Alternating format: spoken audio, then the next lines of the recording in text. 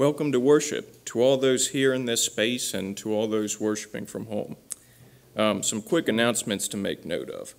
Today is the last day to give Alice money for Advent flowers and wreaths. Please be sure to do that today. This month our special offering is for the Union Bridge Fire Department.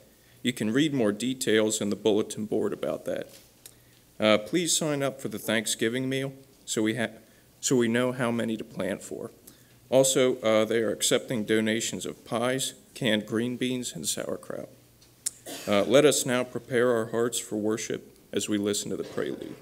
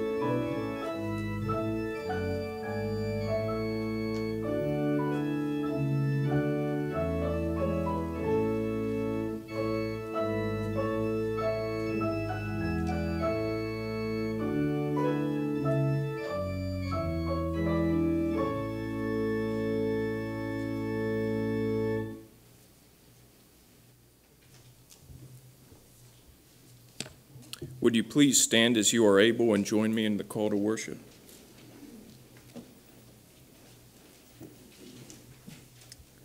Look at the birds of the air. They neither sow, nor reap, nor gather into barns, and yet God provides for the basic sustenance of life. May our hearts be open to trust you. Look at the birds of the air. They neither study, nor plan, nor plot their course, and yet God writes the instinct for migration into their hearts. May our eyes be open to see you. Look at the birds of the air. They neither talk, nor vote, nor debate their responsibility, yet God weaves them into communities which nurture and defend. May our hands be open to serve you.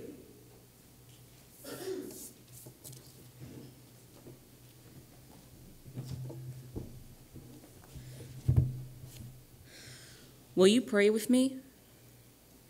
God of grace and God of glory, make your presence known to us as we worship this morning. Jesus our Christ, may your name be praised from the rising of the sun to the midnight hour. May your name always be honored among us. Spirit of holiness, breathe on us all and bind us in Christian love and servanthood. O God, Creator, Christ, and Holy Spirit be known to us today. Transform our lives and our community into the image of Jesus Christ. Help us to recognize our gifts and our voices. Challenge us to realize the voice inside us and speak it into life. God, help us to know the beauty of your presence in the whispers we hear within. Amen. Now let us join together in singing hymn number 26, Holy Spirit, come with power.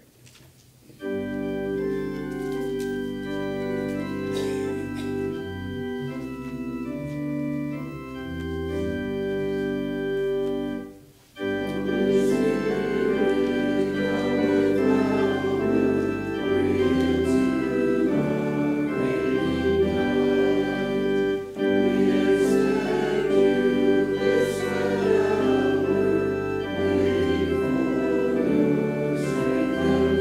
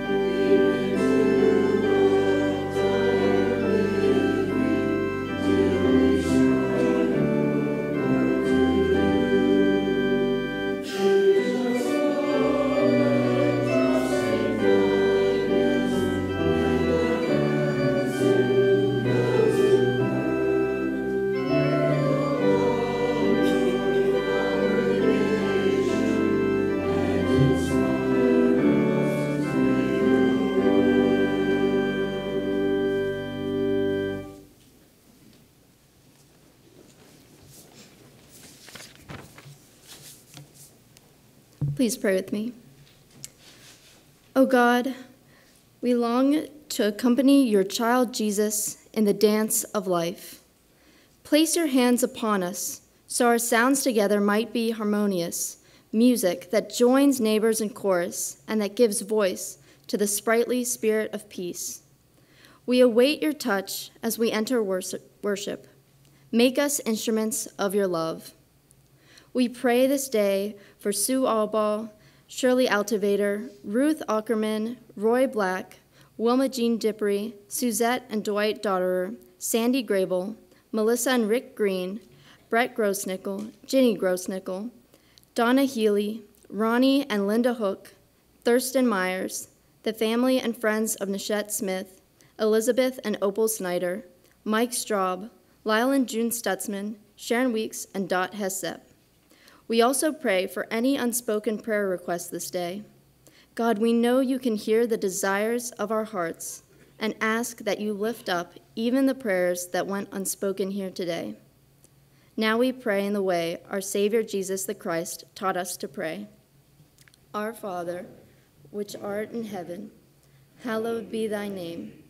Thy kingdom come, thy will be done, on earth as it is in heaven. Give us this day our daily bread, and forgive us our debts as we forgive our debtors. And lead us not in temptation, but deliver us from evil. For thine is the kingdom, and the power, and the glory forever. Please stand as we sing the doxology.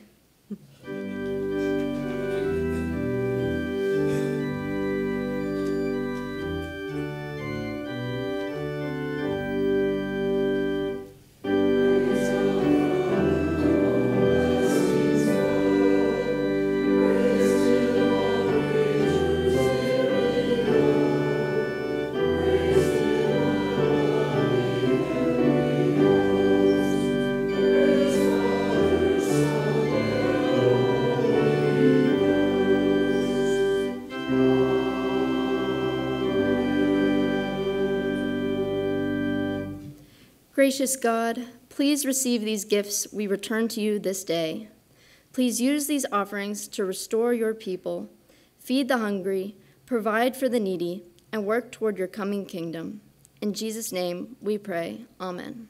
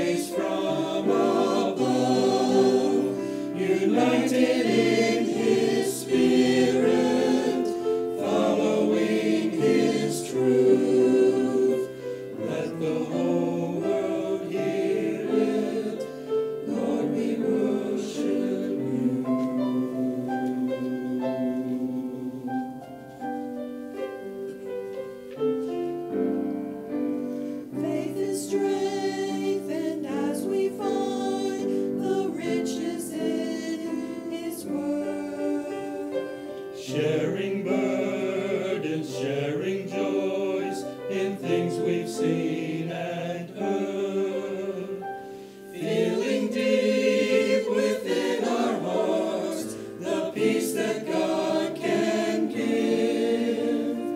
Going forth, we knew we serve, our lives we give to Him. For we are His children, surrounded by His love, filled with His goodness and grace from above, united in His Spirit, following His truth. Let the whole world hear it, Lord, we worship You.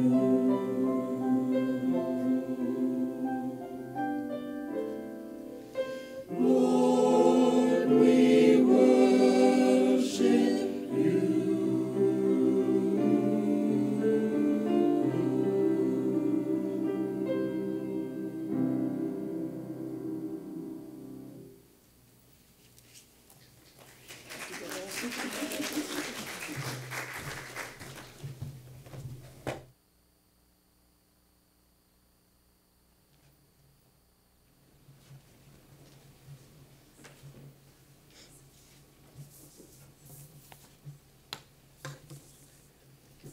Good morning, everyone.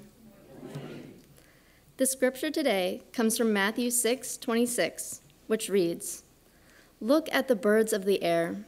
They do not sow or reap or store away in barns, and yet your heavenly Father feeds them. Are you not much more valuable?" Admittedly, the idea to delve into this verse came shortly after looking outside my kitchen window at the bird feeder. As I watched the birds fly around, I had an almost instinctive thought of how nice it must be for birds to follow a seemingly simple routine every day with a significantly less variety and worries than humans. Although most fleeting thoughts don't tend to carry too much meaning alongside them, having vague parts of this verse come to mind was enough to take a moment of pause to reflect on these feelings.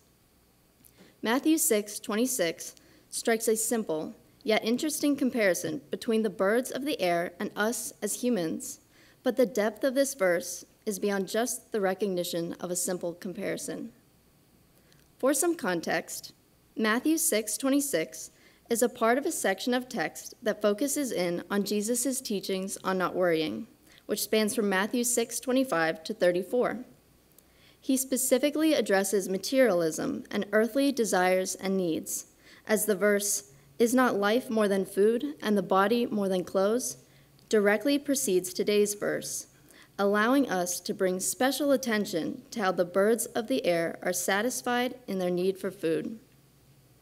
The section concludes with, "But seek first His kingdom and His righteousness, and all these things will be given to you as well.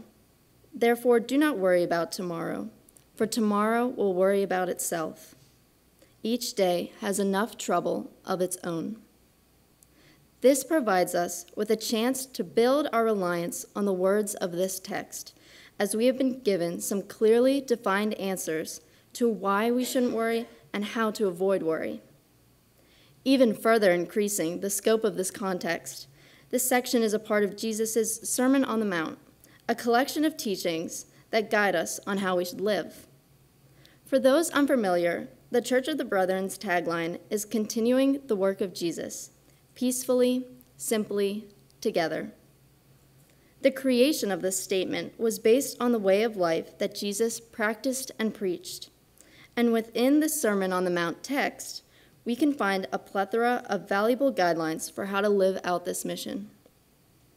Now, focusing back in on Matthew 6:26, this verse alone provides insight to all of the points within our mission to continue the work of Jesus, peacefully, simply, together. Taking a look at the peacefully component of the statement, we need to first understand how a peaceful state of service can be achieved. A part of this is understanding our value and role as humans and developing a sense of empathy that applies this value to every single individual. Although there isn't a way for us to truly quantify the magnitude of this value that we have, this verse gives us a point of comparison to begin to illustrate this value. Taking a cursory glance at the words, "Look at the birds of the air. They do not sow or reap or store away in barns." The simplified nature of birds may be in focus. They, of course, do not carry out these tasks that humans do. However, despite this, we should not overlook the divine artistry that went into the birds of the air. Birds are capable of navigating long distances, communicating through songs, and some even play games to practice hunting skills. It's even shown that birds have their own culture, as the use of tools by crows and the dialects by songbirds have been culturally learned over generations. There are estimated to be over 9,000 species of birds that we have identified and are in existence currently, each equipped with a means for survival. So why do all of these details matter? Jesus had followed up his comparison with the inquiry, "Are you not much more valuable?" If God has taken such care and thoughtfulness into the design of these creatures at a simpler level of living than us, how much more then does he care for us and place value on us, whom he has tasked with goals and has given more complex emotions and styles of living to? Just as God has created so many unique species, let alone each unique bird, God has created a plethora of unique humans unified by this immense value that he has given to us. When we recognize that each other is a unique yet equally valuable creation, we can engage in peaceful work through understanding the importance of every individual and actively seeing others as equals. Matthew 6:26 also guides us in continuing the work of Jesus simply. The promise of provision is evident when Jesus says, "And yet your heavenly Father feeds them." When we trust in the promise that we will be provided for, we gain more clarity regarding the purpose of our resources, which subsequently diminishes our need for worry. The notes from the New International Version Life Application Bible for this passage emphasize the importance of differentiating between worry and concern. The key difference being that concern leads one towards solving a problem, while worry focuses on dwelling on those uneasy thoughts without forming a clear path to action. When there are threatening conditions at hand, such as food scarcity and cold temperatures, some birds, such as jays and chickadees, partake in caching, where food is hidden away and retrieved at a later time. In this case, we can identify that intentional action is being taken under circumstances where a threat to survival is present. And some birds do not store any food at all. When Jesus says, "They do not sow or reap or store away in barns," he is not diminishing the necessity for work to be done, nor the desire to make meaningful preparations for our needs. However, he is emphasizing that birds don't undertake an excessive focus on preparation. In turn, our excessive preparation or attention to troubling thoughts can shift our focus away from simply acquiring what we need to. We may instead lose our identity within these preparations, or look to get more and more with a lack of meaningful purpose. The Lord provides us with the necessities to function and be capable of carrying out good work. If we take into consideration a bird's eye view and see the big picture, the goals that we strive to attain become clearer. The bigger picture minimizes this desire to gain more, as those things will fade away, and it strengthens the desire to help others and serve God, storing up our riches in heaven. We can also use Matthew 6:26 to understand how to continue the work of Jesus together. By acknowledging our understanding of how worry can pull us apart.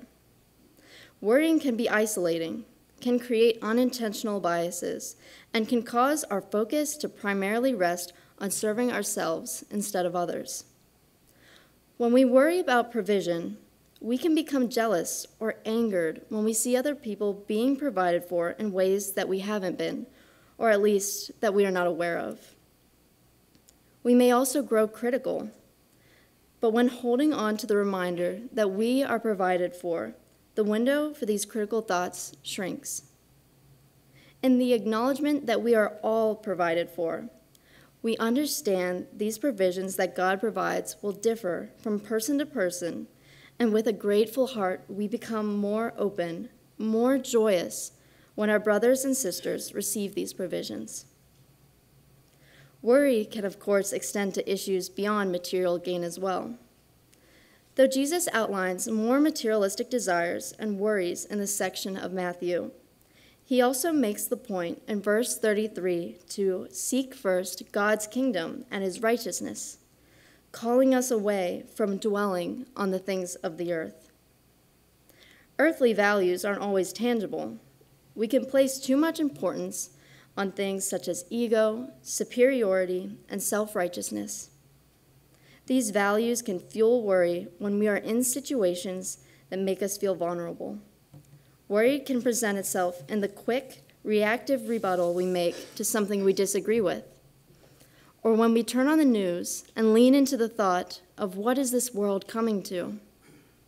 We may excessively prepare defensive statements and create walls to guard ourselves, causing strains on the connections we make with others, and leaving little room for constructive conversations. Since what goes on around us and what we witness and hear about has a strong influence in shaping our perspectives, this verse offers a big picture view that invites us to rely instead on the acknowledgement that we are cared for, allowing the clouds of doubt to roll away as we recognize the varying lives, stories, and events that exist outside of our own. Instead of these quick rebuttals, in a rush to immediately voice our opinions, we can stop to listen and understand. Instead of rolling our eyes at the world, we can begin to discover new roles that we can fill to help the world heal. And we are not alone in continuing this work. If God provides the most crucial of our needs, those our survival depends on, then imagine the provision God has planned and can offer us for these additional layers of our lives. If we trust in him to carry us through to the next day, we can trust in his aid to keep us on a path that honors him without the need for worry. While worry can have an intense hold on our lives, Matthew 6:26 offers up reminders that can help ease that grip. As we take a moment to ponder the birds, we can find the assurance that we are valued and cared for. And with this knowledge, and with a bird's eye view, the vastness of our world and the significance of our purpose within it begins to reduce the space for worry. Even if our worries only fade slightly or for only small moments at a time, the window to continue the work of Jesus becomes that much more open and available to us, as well as the opportunity to complete this work peacefully, simply, together. Amen.